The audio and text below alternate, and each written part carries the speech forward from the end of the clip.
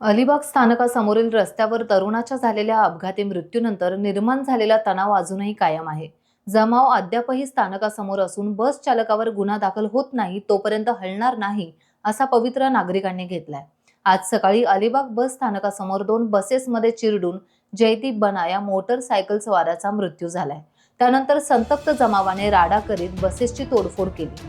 आता घटनास्थळी वाढीव पोलीस बंदोबस्त तैनात करण्यात आला असून वरिष्ठ पोलीस अधिकाऱ्यांनी तिथे भेट दिली आहे। अपघातग्रस्त बसेस हलवण्यात आल्या आहेत। स्थानिक आमदार महेंद्र दळवी आणि इतर लोकप्रतिनिधी यांनी जमावाला शांत करण्याचा प्रयत्न केला, परंतु ते ऐकण्याच्या मनस्थितीत नाहीत। दरम्यान या प्रकरणी गुन्हा दाखल करण्याचं काम पोलीस ठाण्यात सुरू आहे।